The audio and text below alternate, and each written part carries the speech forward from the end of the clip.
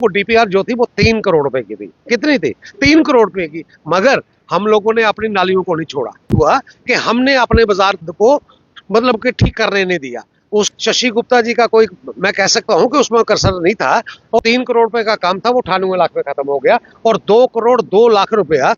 सबको जय माता दी। ये रास्ता जो है कटरा के मुख्य बाज़ार में जाता है, और ये वही मुख्य बाज़ार है जो भी श्रद्धालु माँ वैष्णो देवी के दरबार में आते हैं वो शाम को जब दर्शन करके आते हैं कमरे में यहाँ पर ख़रीदारी के लिए इसी बाज़ार में जाता है, जहाँ पैंथल रोड जाते हैं, जहाँ यहाँ से बाणगंगा रोड जाते हैं। अगर हम बात करें तो ये मुख्य बाज़ार है, काफ़ी पुराना बाज़ार है, कटरा का मुख्य बाज़ार है। और इसे जब म्यूनसिपैलिटी बनी थी इसे बनाया गया था, लेकिन हम कई बार देखते हैं कि ये जो बाज़ार है जब बारिश पड़ती है, पिछले दिनों देखा आपने बारिश पड़ती है, बच्चा इससे वाकिफ़ है, बारिश पड़ती है और ये बाज़ार फिर से जो लोगों की दुकानों में पानी चला जाता है, यहाँ से टाइलें उखड़ना शुरू हो जाती हैं। अब क्या कारण है, क्या होता है, क्यों ऐसा हुआ?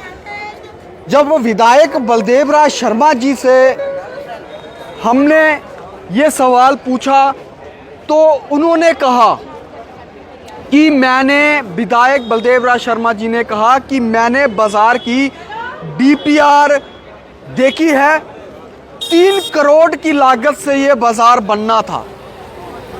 लेकिन उन्होंने ये भी कहा कि बाज़ार बनने पर सिर्फ 98 लाख ही लगा। ऐसा क्यों हुआ? 2 करोड़ 2 लाख रुपया जो है वापस गया। ऐसा क्यों हुआ? जानिए जेके मीडिया की रिपोर्ट में और क्या कुछ कहा विधायक ने कटरा के। तो आपका सवाल बहुत वाजिब है और मैं जवाब आपको जो देने वाला हूं। हम शुद्धिकरण तो चाहते हैं मगर घर से नहीं चाहते। हम भगत सिंह तो चाहते हैं मगर वो हमारे घर में ना पैदा हो, वो पास वाले पड़ोसी के घर में पैदा हो। मैं धन्यवाद देना चाहता हूं आपके माध्यम से शशि गुप्ता जी को। उन्होंने बड़ा जबरदस्त प्लान जो कटरा के लिए लाया था, जबरदस्त प्लान के मुताबिक जो डीपीआर बनी थी वो मैंने देखी है।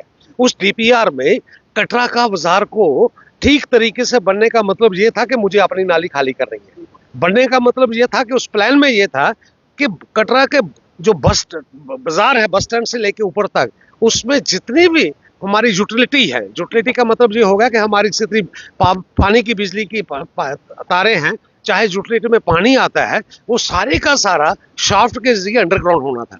अंडरग्राउंड होने का मतलब क्या है? वो डीपीआर जो थी वो 3 करोड़ रुपए की थी। कितनी थी? 3 करोड़ रुपए की। मगर हम लोगों ने अपनी नालियों को नहीं छोड़ा, हमने अपनी गली को तोड़ने नहीं दिया। हम, मेरी बात सुनिए ना आप, जब तक हम कॉपरेट नहीं करेंगे तो बनेगा क्या? और अल्टीमेटली क्या हुआ? अल्टीमेटली ये हुआ कि हमने अपने बाजार को मतलब कि ठीक करने नहीं दिया। उसमें जो आप कह सकते हैं कि उसमें शशि गुप्ता जी का कोई, मैं कह सकता हूं कि उसमें कसर नहीं था, और इसमें हम लोगों ने आगे आके उस काम को बढ़ाया नहीं, और नतीजा क्या हुआ? जो 3 करोड़ रुपए का काम था वो 98 लाख में खत्म हो गया, और 2 करोड़ 2 लाख रुपया हमारी नलायकी, हमारी वजह से, हमारे मतलब के कह सकता हूं कि मैं दुकान वाला हूं तो मैंने अपनी 1 फुट की दुकान छोड़ी नहीं। तो वो आप सोचते हैं कि बाजार अच्छा हो जाए मगर मेरी दुकान छोड़ के आगे वाला हो जाए। और मैं आपके माध्यम से निवेदन करना चाहता हूं, ये मौका आएगा एक बार फिर, ये मौका आएगा कि आपकी सड़कें खुली हो, ये मौका आएगा कि आपका बाजार खुला हो। और इसी के माध्यम से मैं आपको बोल दूं, 6 जून को जब प्राइम मिनिस्टर यहाँ पे आए थे तो मैंने उनको अपील की थी इस बात के लिए कि मुझे स्मार्ट रोड्स दे दो। वो तो स्मार्ट बाजार की बात थी ना, मैंने स्मार्ट रोड्स की बात की है, जिसमें स्मार्ट रोड में अगर मैं आपका जिक्र करूं, एशिया चौक से लेके तो बाणगंगा तक, भूमिका मंदिर से लेके तो बस स्टैंड तक, और पैंथर रोड से वो लिंक जो हमारा रघुनाथ मंदिर को जाता है जिसमें हॉस्पिटल भी आता है, मैंने 3 रोडों के लिए जो कहा था कि मुझे स्मार्ट रोड्स दे दो। वो स्मार्ट रोड तभी बनेगी जब हम लोग उस बात के लिए मानेंगे कि हमें 5 फुट पीछे जाना है, हमें अपने बाजार को खुला करना है, हमने अपनी गली को ठीक करना है। जब तक हम कॉपरेट नहीं करेंगे तो डिपार्टमेंट वाले फिर पीछे हट जाते हैं। मैं आपके माध्यम से ये मैसेज देना चाहता हूँ।